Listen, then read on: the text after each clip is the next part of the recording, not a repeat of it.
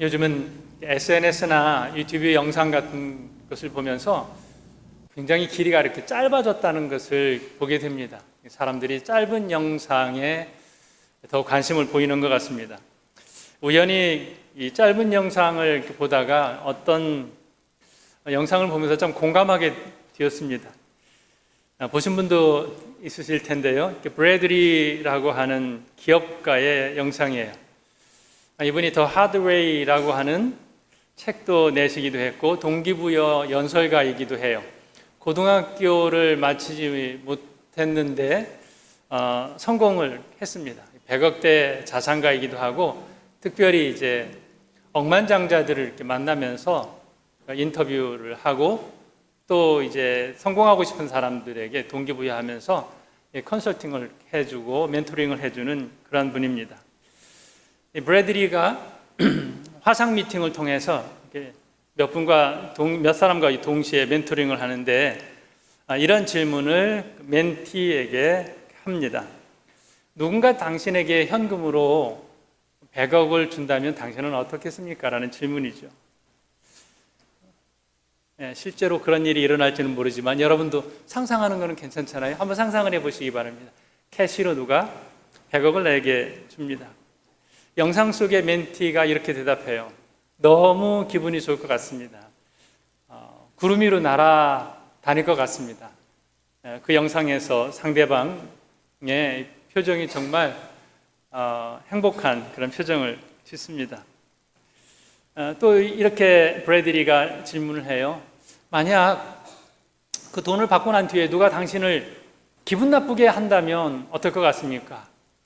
그랬더니 멘티가 또 이렇게 답을 해요. 괜찮을 것 같아요. 그거 뭐 신경 쓰지 않을 것 같습니다. 이렇게 이야기를 합니다. 그리고 나서 브래드리가 100억을 받는데 한 가지 조건이 있습니다. 그 100억을 받고 나서 당신은 내일 아침에 일어나지 못할 것입니다. 이렇게 말을 합니다. 그래도 받으시겠습니까? 대답은 뻔하죠. 그래도 받겠습니다라는 사람은 한 사람도 없었어요. 그 돈 받지 않겠습니다. 그러면서 여기서 말하고자 하는 교훈이 뭐냐면 우리의 하루가 내 존재가 없는 100억보다 훨씬 가치가 있다라고 하는 거예요. 그러니까 하루하루의 삶을 100억의 가치만큼 소중하게 살아라 하는 이 이야기를 주고 있습니다. 이분이 주장하는 것 가운데에 이런 게 있어요. 이렇게 동기부여를 하면서 한 사람 한 사람 안에 내재되어 있는 이 잠재력, 이 가치가 굉장히 무한하다라고 하는 것이죠. 그래서 그 사람 안에 있는 내적인 힘을 끌어올리기 위해서 멘토링을 하는 것입니다. 가치라고 할 때에 가치는 값어치라는 말이죠. 값이라는 말이에요. 이것은 얼마냐? 라고 하는 부분이에요. 얼마냐? 가치가 얼마냐? 우리는 썩 아주 마음에 드는 물건이 있으면 돈을 지불하죠. 왜요? 그 물건은 내가 그 돈을 드릴 만큼의 가치가 있는 거예요. 바꾸는 거예요. 자, 그러면 우리는 우리의 가치가 어느 정도 되느냐? 이것을 생각해 볼 필요가 있습니다. 예수님께서는 가치에 대한 그러한 말씀을 종종 하셨습니다. 세상의 그 어떤 것보다 목숨이 중요하다. 혹은 영혼이 중요하다. 이런 말씀을 하셨어요.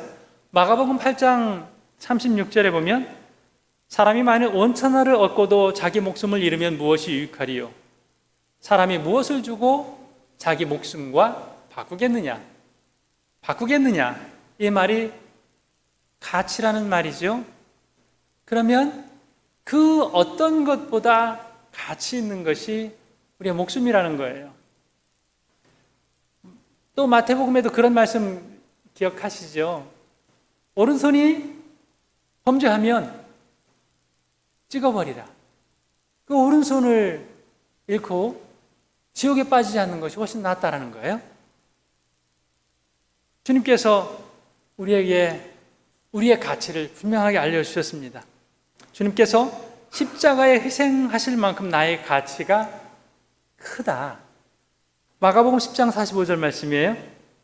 인자가 온 것은 섬김을 받으려 함이 아니라 도리어 섬기려 하고 자기 목숨을 많은 사람의 대속물로 주려 함이라. 예수님께서 이 땅에 오신 이유가 대속물이에요. 대신 값을 치르시는 거예요.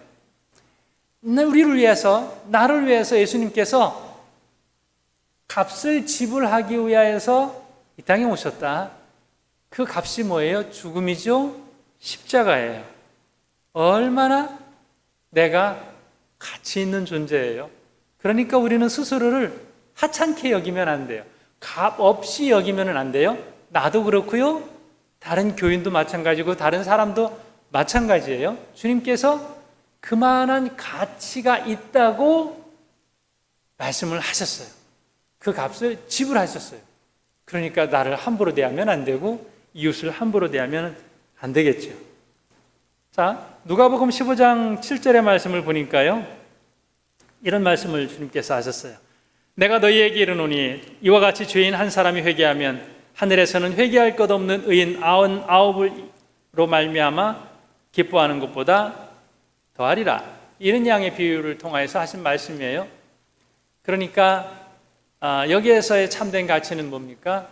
회개하는 영혼, 주님께 돌아오는 영혼, 이 한 영혼이 이만큼 가치 있다, 소중하다, 이러한 기준으로 말씀을 하신 것입니다. 자, 그렇다면 오늘 우리 스스로를 바라보는 기준이 달라지겠죠? 요즘 값을 매기는데요, 얼마짜리, 이런 것으로 판단을 많이 합니다. 그러면 나는 얼마짜리입니까? 내 재산 정도를 가지고 평가하시는 것은 분명히 아니겠죠?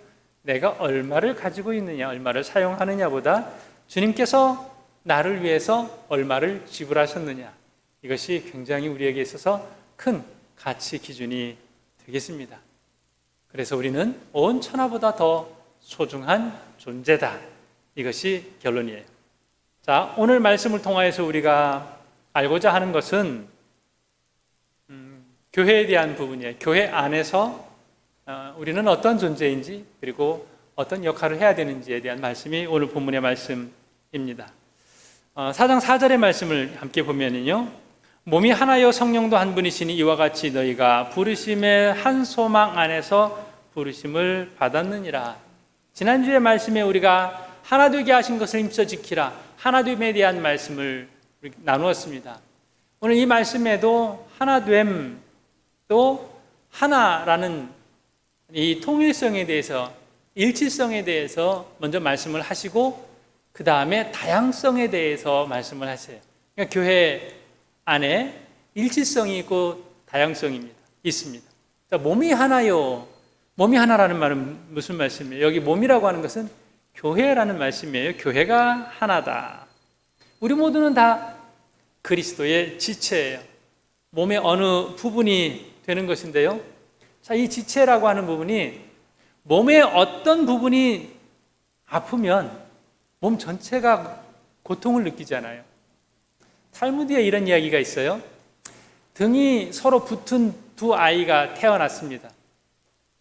다리도 넷이고 팔도 넷이에요. 이 아이가 한 명인가요? 두 명인가요? 샴 쌍둥이를 말하는 것인데, 랍비의 결론은 이렇습니다. 한쪽을 때려봐라. 상대편에서 아프면 한 몸이고 아프지 않으면 둘이다. 이런 것이죠. 우리 교회 안에 누가 아프면 함께 아프잖아요. 누가 힘들면 함께 힘들잖아요. 한 몸인 거예요.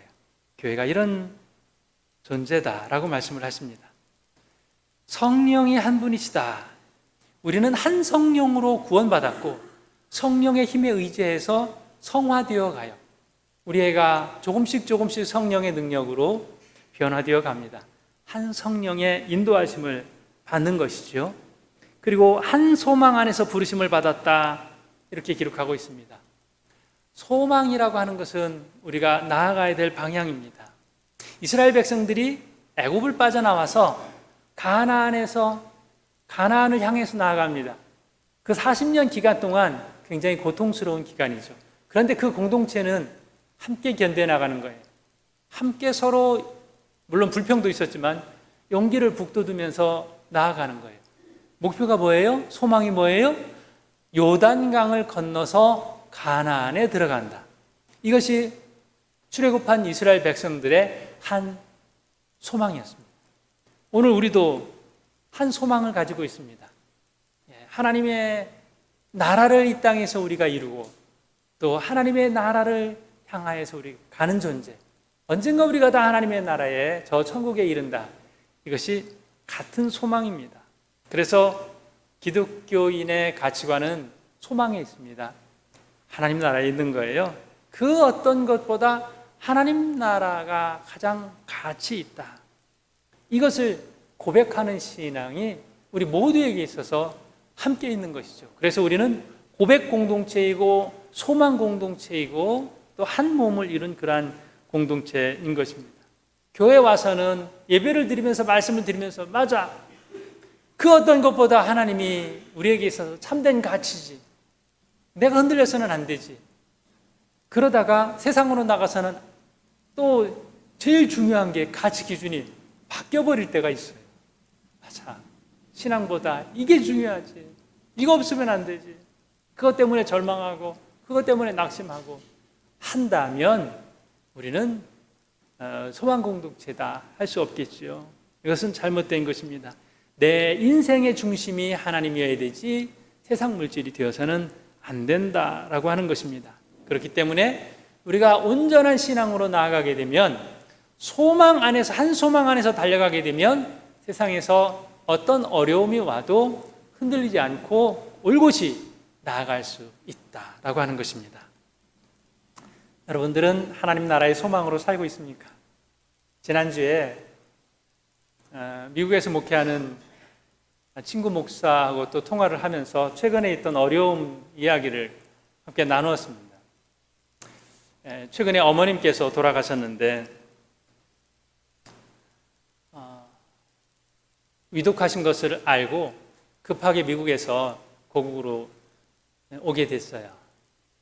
서둘러서 항공권 구입하고 왔는데 도착하기 불과 한두 시간 전에 어머님이 세상을 떠나셨어요. 너무 안타깝고 아쉽고 한데 또 이 친구 목사의 동생이 대전에서 목회를 합니다.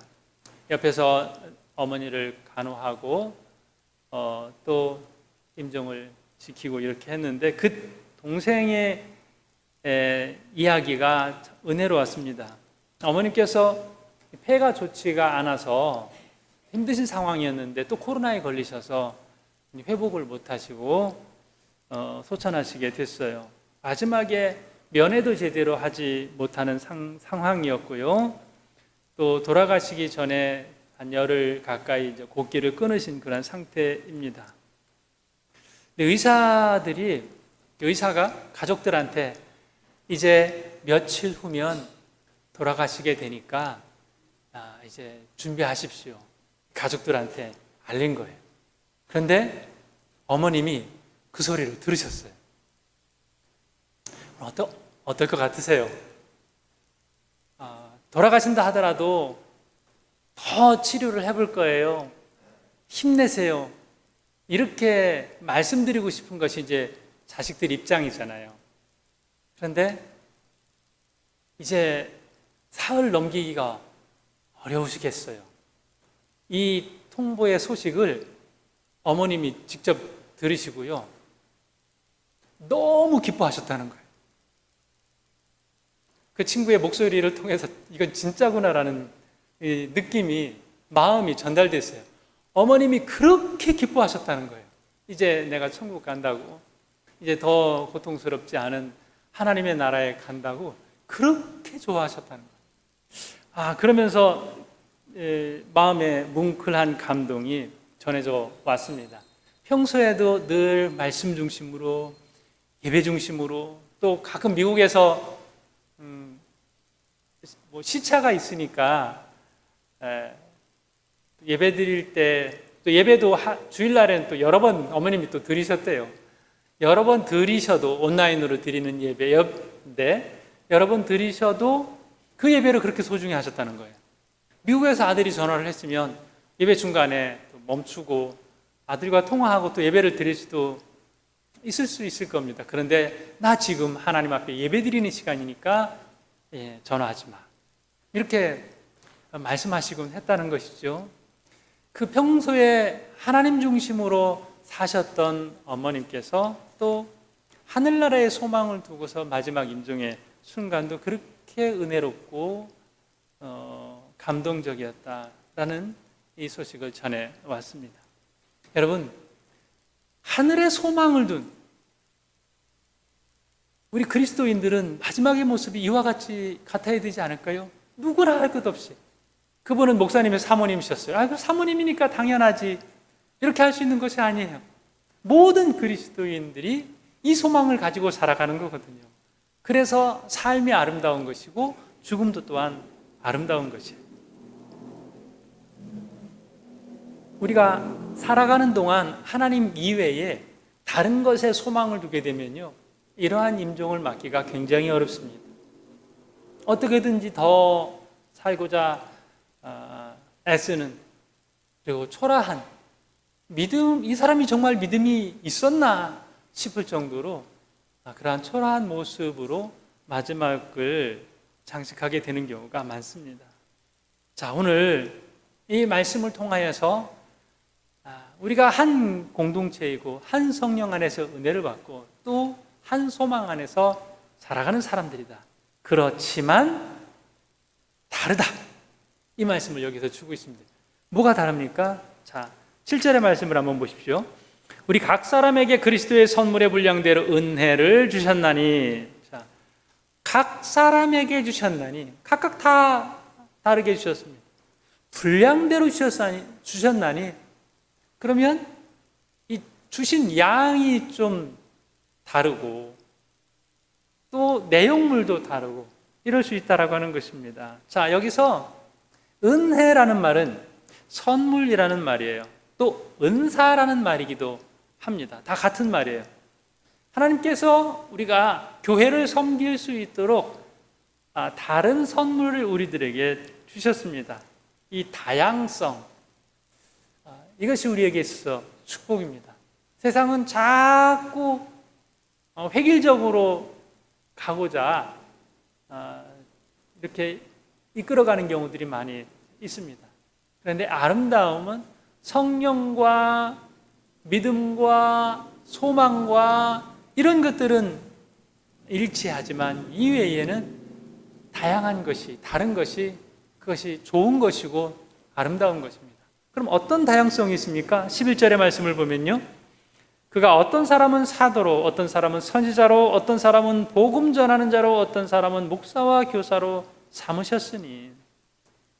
어떤 사람은 이것이 반복되어 있습니다. 이 말씀을 통해서 우리가 알 수 있는 것은 하나님께서 주셨습니다. 이 사람이든 저 사람이든 상관없이 다양한 사람들에게 다양하게 주셨지만 누가 주셨냐? 하나님께서 주셨습니다. 그래서 우리는 각자에게 좀 아쉬움이 있을 거예요. 나는 왜 저런 은사를 나에게 안 주셨나? 저런 선물을 안 주셨나? 참 부럽다. 그리고 그분에게 가서 얘기해요. 참 부러워요. 집사님 어떻게 그렇게 재주도 많으시고 하나님이 왜 집사님에겐 다 몰아주셨고 나한테는 요만큼만 찌끄러기 같이 조그만 거 주셨나? 비교를 많이 하다 보면 안 행복하죠. 자, 오늘 이 말씀을 통해서 하나님이 주셨구나. 맞게 주셨구나. 나한테 꼭 맞게 주셨구나. 또 더 나아가서 생각하면 더 주셨으면 큰일 나겠다. 하나님, 저는 이 정도가 좋습니다. 딱 맞습니다. 이렇게 고백하며 나아가야 한다는 것입니다. 자, 오늘 몇 가지 함께 살펴보면 어떤 사람은 사도로, 근데 사도가 많지 않아요. 성경에서 이 사도라는 말은 특별한 경우에만 사용이 됐습니다. 누가 사도냐? 주님을 직접 뵈야만 돼요. 주님의 죽으심과 부활을 눈앞에서 경험한 사람, 이 사람이 사도예요. 복음서에는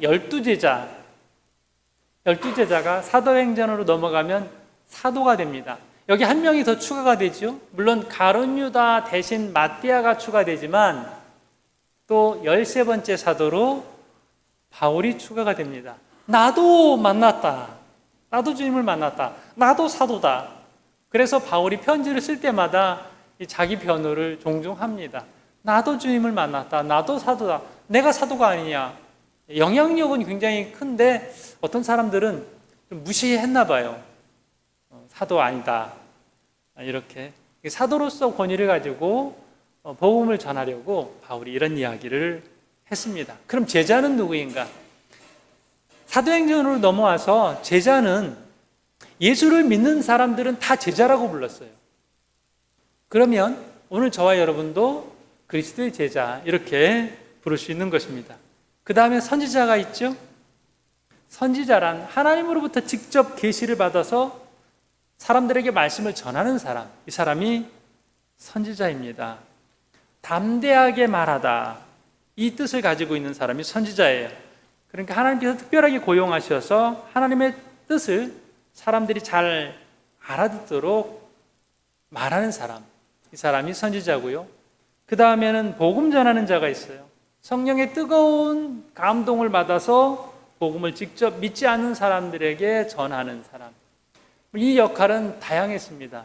사도행전에는 집사의 경우에도 7명이 세워져서 또 복음을 전하고 사역을 하기도 했습니다.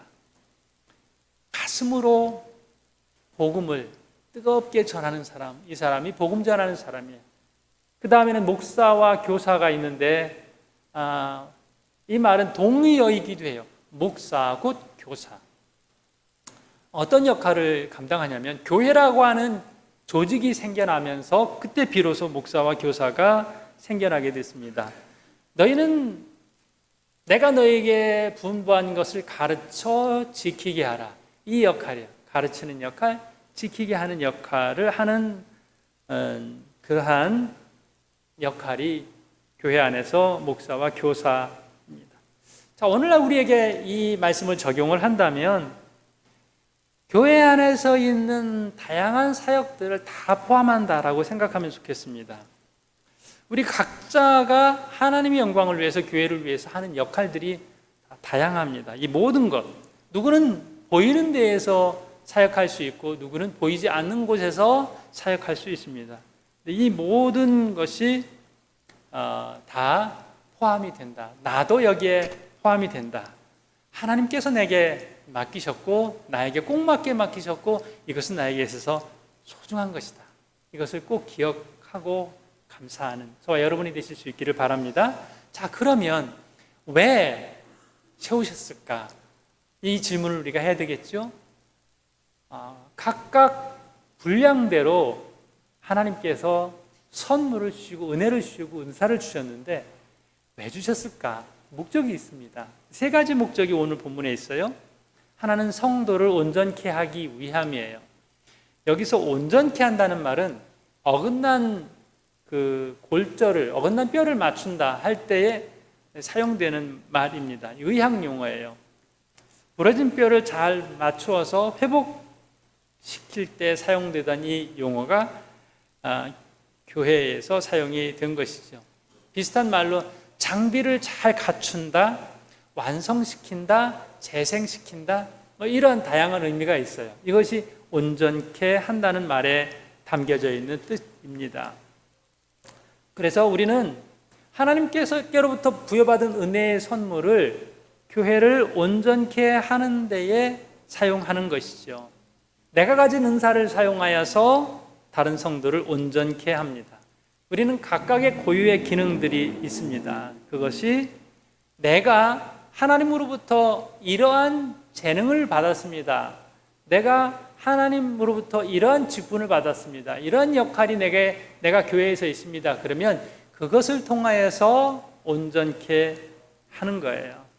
나의 섬김으로 부족한 부분을 채우고 또 누군가의 섬김으로 부족한 부분을 채워서 온전하게 되었다라고 고백하게 되는 것입니다. 자, 교회는 그리스도의 몸이라 또 이 모든 기관을 통하여서 온전케 됩니다. 기관이라고 했을 때 몸을 우리가 생각해 볼 수 있겠죠? 뭐가 중요해요? 여러분의 몸 중에서는 무엇이 가장 중요해요? 다 중요하겠지만 또 어떤 부분들 무엇이 중요한가? 우리 몸에서 무엇은 없어도 되나? 이렇게 생각해 볼 수 있을까요? 자, 보면요, 아픈 부위가 달라요. 누구는 허리가 아플 수 있고, 누구는 관절이 아플 수 있고, 누구는 다른 부분이 아플 수 있는데, 아플 때 그 부분이 제일 중요해요. 어디가 아프면, 전에는 몰랐는데, 이 아프고 나니까 너무 불편해. 이 얘기를 하잖아요. 그러면 각각 아픈 부분이 다 다른데, 그 부분이 아프고 나서는 너무나도 중요해요. 그래서 우리 몸에 있어서는 안 중요한 것이 없는 거예요. 발을 이용해서 어디든지 갈 수 있어요. 손을 이용해서 우리가 작업을 할 수 있어요.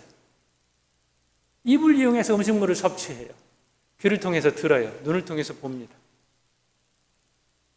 누군가가 그런 얘기를 하더라고요. 목사님은 옛날에 태어났으면 맹인에 가깝다고. 전 눈이 상당히 나쁘거든요. 어떤 사람은 나이 들면 눈이 더 이상 안 나빠진다고 하는데 저는 점점 또 눈이 나빠지기도 하고 거기다 노안까지 살짝 곁들여져서 이제 두 개의 안경을 겹쳐서 써야 돼요. 그런데 좋은 시대에 살고 있거든요. 안경만 쓰면 다 보입니다. 저 뒤에까지 다 이렇게 볼 수 있어서 너무나도 감사하죠. 저에게 있어서는 너무나도 소중한 것이 눈이에요. 그렇다고 해서 필요 없는 기관은 또 따로 있는 것이 아니에요. 다 중요합니다. 자, 그래서 이 모든 몸의 기관이 연합하여서 온전케 된 것입니다. 또 어떻게 보면 교회는 불완전한 사람들의 모임이잖아요. 여러분 주변에 있는 분들 중에 완벽한 사람이 있어요? 아니에요. 가까이 가면요, 다 불완전한 부분들이 있습니다. 그렇게 불완전한 사람들이 모여서 섬기는 공동체가 교회입니다. 그래서 감사해요. 저는 안경 때문에 감사해요.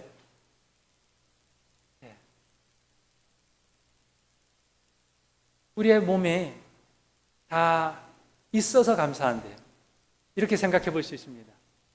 내가 가끔은 불편한 어떤 사람이 있을 수도 있어요. 또 하나님께서 가까이 보내신 거거든요. 서로를 향하여서 참 감사하다. 그분이 있어서 너무 감사하다. 그분이 있어서 비로소 교회가 되는 것이고 그분이 있어서 비로소 온전하게 되는 것이다. 이것이 온전함입니다. 그래서 스스로를 생각할 때 나는 참 필요한 존재다, 소중한 존재다, 이것을 인식을 하고 내가 교회를 온전케 하기 위해서 온전히 쓰임을 받아야 할 줄로 믿습니다. 그리고 또 하나는 봉사의 일이라고 되어 있어요. 봉사의 일을 하게 하며, 봉사의 일은 뭐예요? 땀 흘려 수고하는 것이죠. 교회에서 하는 모든 수고가 가치가 있는 것이죠. 가르치는 사역도 있고 예배를 돕는 사역도 있고 또 몸을 이용해서 봉사하는 다른 사역도, 우리 필리핀에서는 어려운 이들을 돕는 구제 사역도 있습니다. 이 모든 것이 우리가 나아갈 방향이다. 봉사의 일을 하게 함. 그런가 하면 최종 목적은 이것이죠. 그리스도의 몸을 세우게 하기 위함이다. 그리스도는 머리가 되시죠. 여러분, 교회에서 머리 들려고 하지 마십시오. 아무리 우리가 영향력이 많아도, 아무리 역할이 많아도 머리는 그리스도십니다. 그리스도께서 지시하시는 대로, 그리스도께서 시키시는 대로 우리는 움직이는 거예요. 머리가 시키는 대로 몸이 움직이는 거예요.